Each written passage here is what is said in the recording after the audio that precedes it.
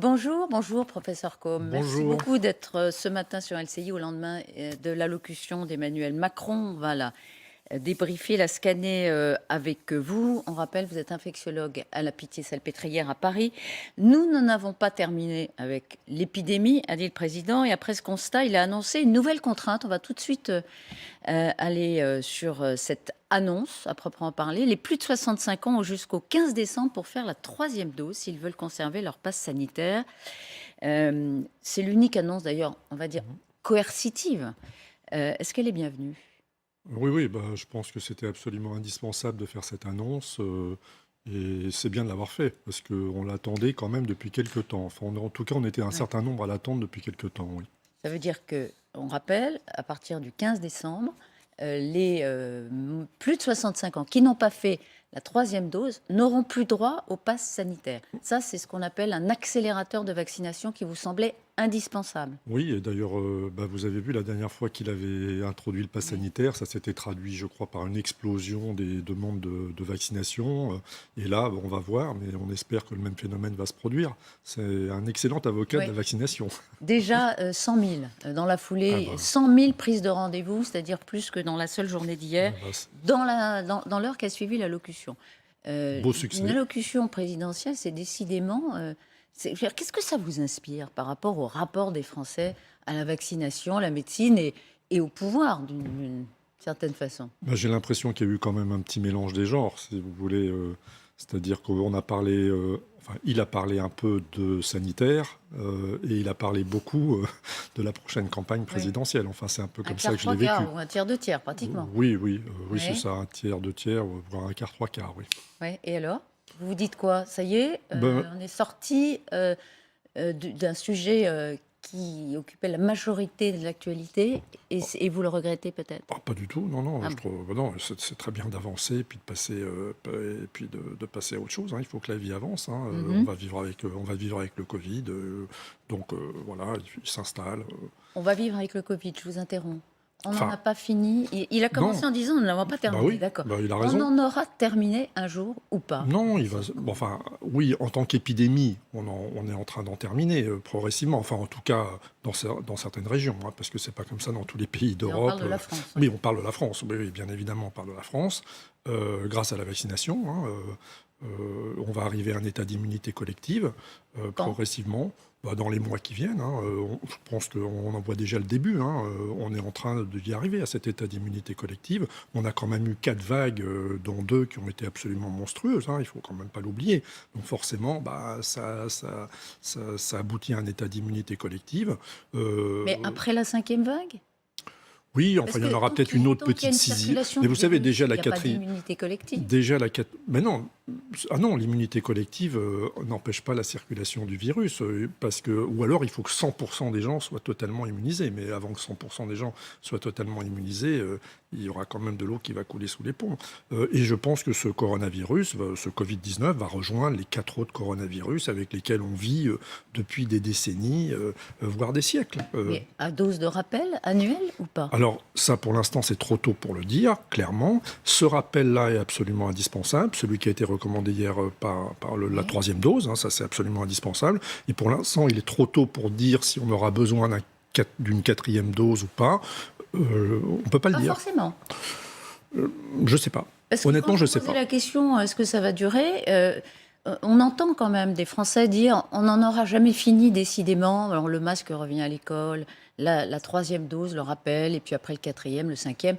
C'est Mais si, la célèbre expression, un jour sans fin. ouais. Vous dites si, bon, l'immunité collective en 2022, Oui, c'est ça, oui, je pense. Oui. et l'immunité collective, vous dites ça n'empêche pas le virus de circuler. Non. Mais ça veut dire que les entrées à l'hôpital en service de réanimation, vous connaissez bien, Oui, ce sera quasiment terminé. exactement. Mais Il y vous aura savez, quand même toujours un petit réservoir bah oui, il y de aura malades. toujours un petit réservoir. Vous savez, les autres coronavirus avec lesquels on vit depuis des décennies ou Ouais. des siècles, il y a des patients qui rentrent, avant le Covid-19, il y avait des patients qui rentraient en réanimation avec une infection par un des 4 coronavirus qui circulent parmi nous depuis des décennies. Mais Donc de façon celui-là, marginale. voilà, de façon marginale. Celui-ci va s'ajouter aux autres, et puis voilà. Donc, ça m'intéresse encore une fois, parce on est tous forcément intéressés dans la projection de nos vies en sachant qu'il y a des quotidiennes limites et à l'exercice, collectives. parce que, Pardon ? en sachant qu'il y a des limites à l'exercice. Oui, bien sûr. On ne peut pas toujours savoir Exactement. ce qui va Précaution se passer dans l'avenir. Mais Par vous contre, dites si on se base immunité sur collective l'histoire... en 2022. Oui, 2022, ça va dépendre aussi de la manière dont on se comporte. Mais effectivement, on est en train d'y arriver. On voit bien, les vagues sont de moins en moins amples quand même. C'est ça. C'est ce qu'il faut regarder, c'est mettre en perspective les vagues. Elles Voilà. arrivent, mais elles sont plus Oui, et faibles. puis historiquement, on a quand même un repère historique. Le dernier coronavirus qui était arrivé parmi nous, le OC43 qui était arrivé en 1889-1890, il y a plus d'un siècle. Mais l'histoire est quand même assez bien décrite. Il y avait eu plusieurs vagues successives jusqu'à ce que s'installe une immunité collective, naturelle. Et d'ailleurs, aujourd'hui, on vit avec ce coronavirus, le OC43. Oui. Voilà. Et ce qui aussi laissait penser que ce serait jamais fini, c'est que le président Macron n'a jamais parlé de troisième dose. Il a parlé de rappel. Il s'est dit, voilà, le rappel, c'est dans nos vies maintenant. Oui. Sémantiquement, ça vous inspire quoi ? Moi, Il n'a pas parlé de troisième dose, pas une seule fois. Oui, parce qu'ils considèrent que c'est un rappel. Mais bon, c'est vrai qu'on ne peut pas savoir. Peut-être, je pense que les personnes les plus fragiles auront certainement besoin d'un rappel régulièrement, parce que cette immunité, malheureusement, n'est pas une immunité définitive. C'est une immunité qui diminue avec le temps. Et c'est d'ailleurs pour ça qu'il faut se revacciner. À court terme, l'enjeu de cette troisième dose pour les plus de 65 ans, et vous dites, comme tous les médecins, faites-le, n'hésitez Absolument. pas. L'enjeu, c'est éviter la saturation des hôpitaux. Oui, c'est éviter surtout, c'est éviter aux gens de rentrer dans les hôpitaux, quoi. Ouais. C'est quand même ça le but, quoi. Évidemment, le but collectif, c'est d'éviter de saturer les hôpitaux, mais le but individuel, c'est d'éviter d'être très malade, d'éviter d'être hospitalisé, d'éviter de rentrer en réanimation. Il faut voir le bénéfice individuel, même si évidemment il y a un bénéfice collectif, mais il y a un bénéfice individuel pour les personnes qui n'ont probablement pas envie d'être malades et de rentrer à l'hôpital. Non ? Alors, la troisième dose, c'est aussi pour, à partir de décembre, les contours sont plus flous, à partir de 50 ans. Ça veut dire qu'à terme, ce sera aussi une condition du pass sanitaire pour les plus de 50 ans. C'est inévitable. Je n'en sais rien. Oui, ce n'est pas moi qui décide. Il y a une logique. Oui, il y a une certaine logique, mais bon, pour l'instant, il n'en a pas parlé. Il en a juste parlé pour les plus de 65. Il y va doucement. Qui va piano, va sano. Oui. Pas de menace, mais si on se réfère à ce qui se passe pour les plus de 65 ans, on se dit qu'il y a une certaine logique. Pas de menace, mais des contraintes. Mais contraintes. malheureusement, c'est ça qui marche. C'est ça qui marche, malheureusement. Malheureusement. Les Français sont sensibles à la menace. On voit bien, puisque vous m'apprenez qu'il y a 100 000 personnes qui ont pris rendez-vous en moins d'une heure dans la foulée. Donc, ça marche, la contrainte. Bravo. Pas d'élargissement à toute la population. La Haute Autorité de Santé, d'ailleurs, ne le recommandait pas, mais dit, à terme, c'est indispensable. Ça veut dire quoi ? Et pourquoi pas maintenant, si c'est indispensable à terme ? Oui, vous avez raison de faire cette remarque. Moi, à mon avis, plus on attend, moins ça va être indispensable. Parce que plus les personnes auront rencontré le virus. Donc, forcément, si elles ont rencontré le virus, elles seront immunisées au moins en partie. Elles le rencontreront peut-être une autre fois supplémentaire, et puis elles seront vraiment immunisées. Donc, plus on attend, en fait, moins ça sera nécessaire. Donc, c'est bien d'attendre. Ça peut... Il y a des avantages et des inconvénients. Oui, exactement. Il y a des avantages et il y a des inconvénients. Mais il faut prioriser. Et la priorité, c'est quand même les personnes fragiles. Il y a eu aussi, d'ailleurs, à propos, un appel à la responsabilité des 6 millions de personnes qui ne sont pas vaccinées. Est-ce que vous voyez encore, vous, des gens arrivés à l'hôpital qui ne sont pas du tout vaccinés ? De toute façon, la majorité, ça c'est pas compliqué. En réa directement. Voilà, la majorité des gens qui rentrent à l'hôpital sont des personnes qui sont non vaccinées. Il faut quand même insister là-dessus, quoi. Le bénéfice de la vaccination, c'est individuel, c'est collectif, mais c'est aussi individuel, c'est pour pas rentrer à l'hôpital. Ouais. Le profil ?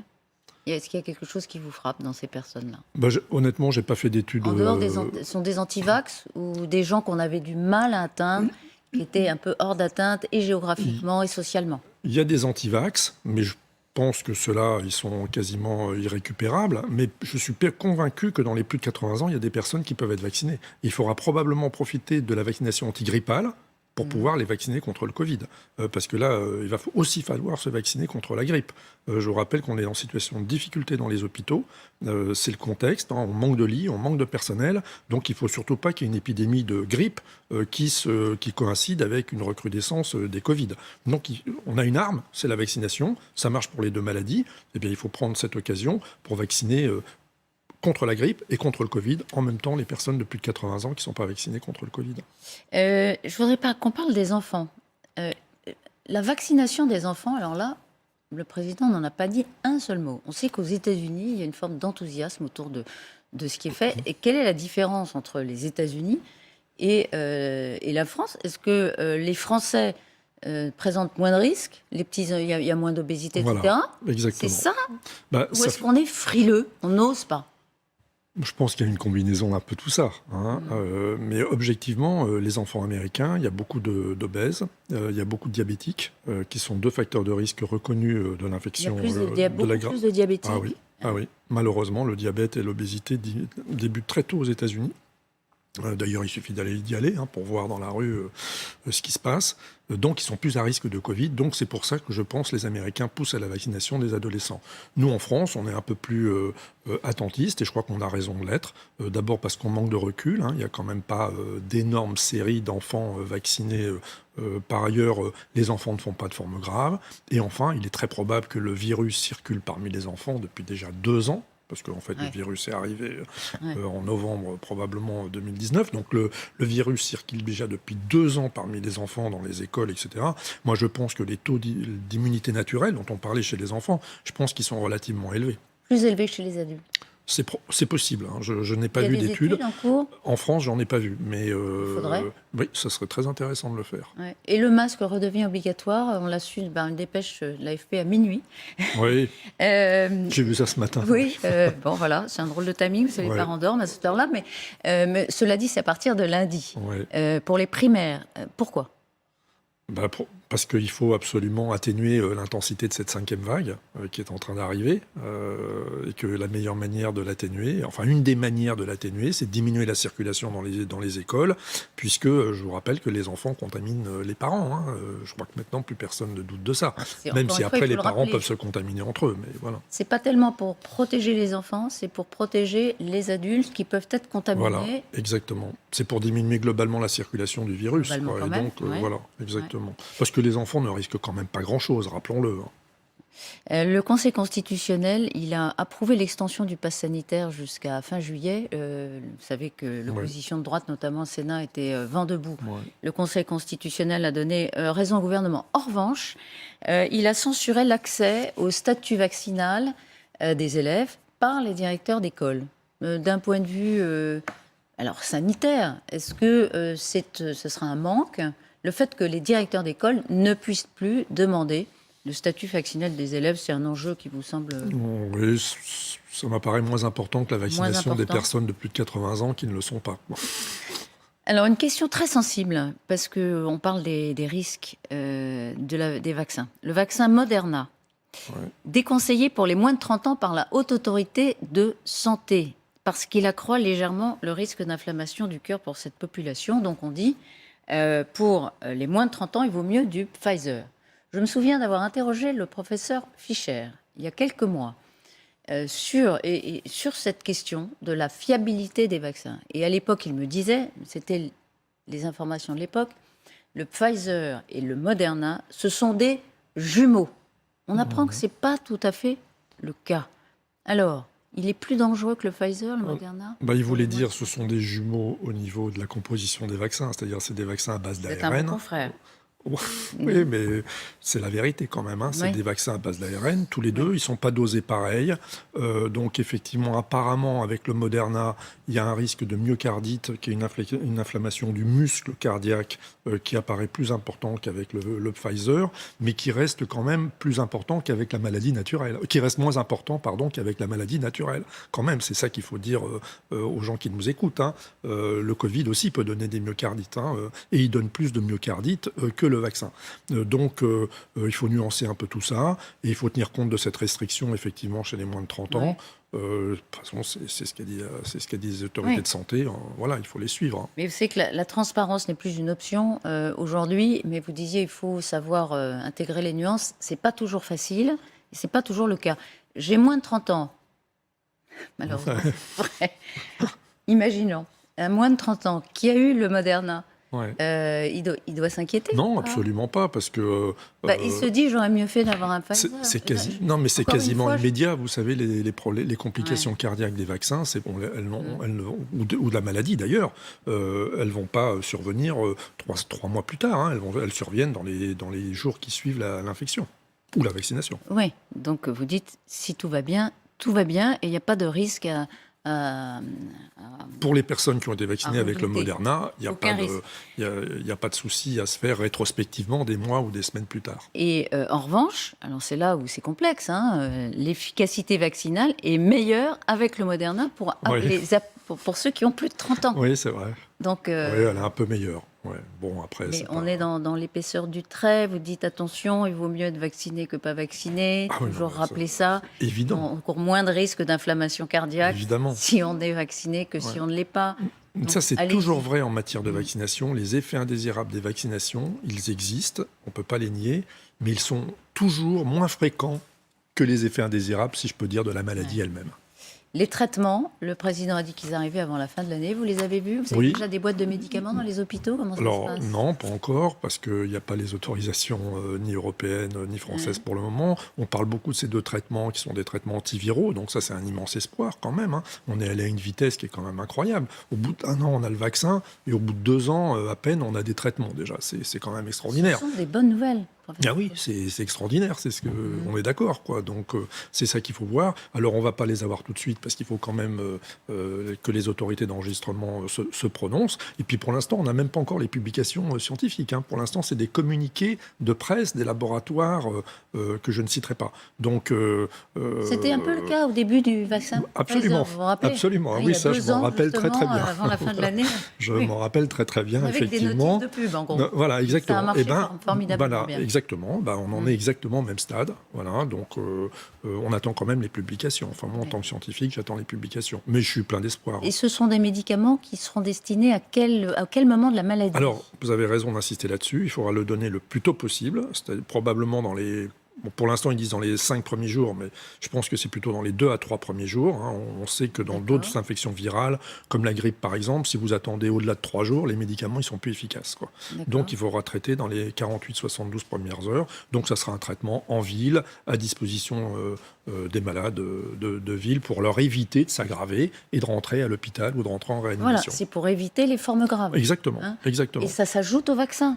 Et ça s'ajoutera au vaccin, oui, exactement. Sans aucun problème. Voilà. Donc le vaccin à titre préventif, 2 médicaments pour le moment à titre curatif. Voilà, on va y arriver au bout, hein, c'est cher, évident. le médicament? Oui, mais enfin, vous savez, c'est toujours moins cher que de rentrer à l'hôpital ou de La mourir santé en n'a pas de réanimation. prix, comme Voilà, on dit. exactement. À propos de santé qui n'a pas de prix, une petite observation. Hier, Emmanuel Macron a dit, dans les 2 premières vraiment minutes de son intervention, il a dit merci aux soignants. Bon, c'est sympa. Il était temps. Il était temps. Ah oui, vous trouvez que la Écoutez, reconnaissance... l'hôpital est en souffrance. Hein. On va pas, il faut absolument pas le nier. Hein. C'est même, je pense que ça doit être la principale source d'inquiétude aujourd'hui. Le Covid est une inquiétude, la grippe va potentiellement en être une, mais un motif d'inquiétude, c'est quand même l'état des hôpitaux actuellement. Et l'état de la médecine, d'ailleurs, en général. Regardez ce qui se passe dans les déserts médicaux français, où il lui faut des mois pour avoir un rendez-vous avec un spécialiste. Il y a un vrai souci. Et pourtant, professeur, et ce sera ma dernière question, on en parle peu dans la campagne électorale. Nous qui faisons beaucoup d'actualités politiques sur LCI, par exemple, on peut prendre l'exemple du débat des candidats LR sur LCI lundi soir, qui a été très très suivi. Eh bien, ça aurait été l'occasion peut-être de parler de santé dans la campagne. Ça a été très peu le cas. Oui, j'ai vu qu'effectivement, ils n'en avaient pas parlé. Enfin, j'ai pas tout regardé. C'était le sujet vraiment essentiel. Je pense qu'il y a d'autres sujets quand même qui sont très importants. On ne va pas revenir là-dessus, hein, le chômage, etc. Mais la santé, effectivement, devrait faire partie des enjeux de la campagne électorale. Et j'espère qu'on va parler de santé. Quoi. Il faut qu'on parle de santé, c'est absolument fondamental. Mais vous dites quoi aux candidats ? Il va falloir revaloriser de toute façon les professions de santé. Hein. Ça, c'est absolument évident. Hein. Revaloriser le salaire. C'était un peu le cas avec le Ségur. Oui, c'est un peu le cas avec le Ségur, mais c'est pas suffisant. Il faut qu'ils en soient bien conscients. Il y a trop de différences avec les moyennes de salaire dans d'autres pays européens. Donc il va falloir aligner tous les salaires à un même niveau européen, en tout cas, je pense. En particulier les aides-soignants et les infirmières. Exactement. En priorité. Exactement. En priorité. Vous la voyez, la crise des vocations, vous les évident. voyez, les départs. chez vous comme ailleurs? La durée de vie professionnelle d'une infirmière actuellement, c'est moins de 10 ans. Hein. Donc, former des gens pour qu'ils exercent un métier moins de 10 ans, c'est pas possible, quoi. Et ça se situe plus près de 5 ans que de 10 ans. Donc, non, c'est pas possible. Il va vraiment falloir faire quelque chose. On verra si vous êtes entendu. On le souhaite en tout cas, évidemment, pour l'hôpital. Merci beaucoup, professeur Combe, d'avoir été ce matin sur LCI.